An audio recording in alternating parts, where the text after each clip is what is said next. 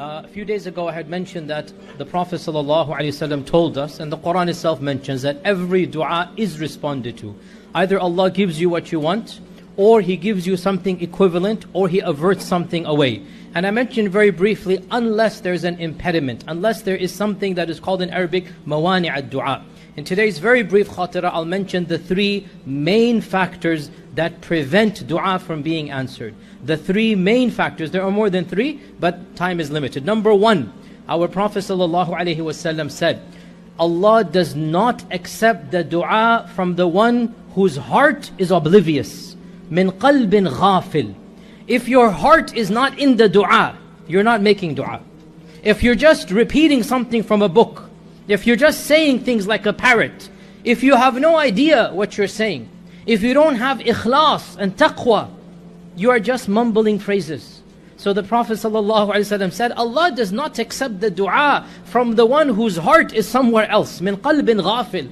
So you want your dua to be answered, then you had better put your heart and soul into the dua. You know what you're saying, and you're saying it with meaning. And that is why when you make dua, it is better to make dua in your own language from the heart, rather than to repeat something in Arabic that you do not know. Dua can be done in any language. So the dua should come from the heart, and it should have meaning to it. That's the first impediment. If you just say things, it's not like astaghfirullah magic formula. No, it has to come from the heart. Number two, the second impediment of dua not being accepted is that the issue of haram food and drink.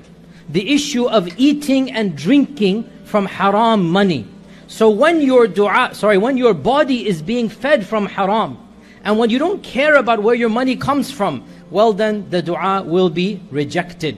And our Prophet ﷺ gave the example of the traveler who is far away from his family. He is tired, dusty, disheveled, and he's all alone. He raises his hands up to Allah. He says, Ya Rabbi, help me, Ya Rabbi, help me.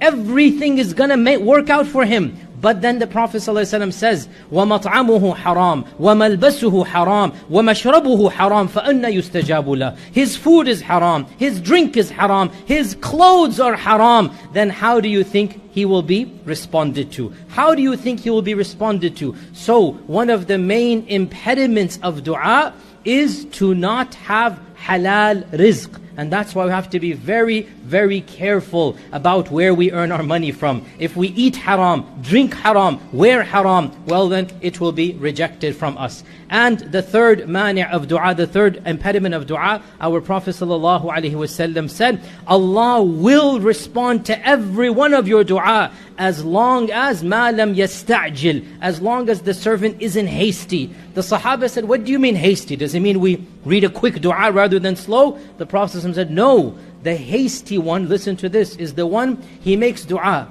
and he doesn't see the response. So he says, Allah is not going to respond, and he stops making dua.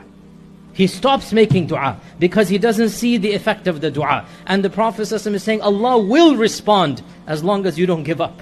So giving up on Allah, astaghfirullah, giving up and saying Allah is not going to answer my dua is one of the main causes of dua not being responded. To summarize and conclude, number one, what is the number one issue of dua not being responded? When you're not paying attention, you're just saying things. Number two, you don't care about your rizq, you're not care about where your own money is coming from, then the dua itself is not going to be responded. And number three, when you're hasty in dua, don't do these things, and inshallah your dua will be responded to.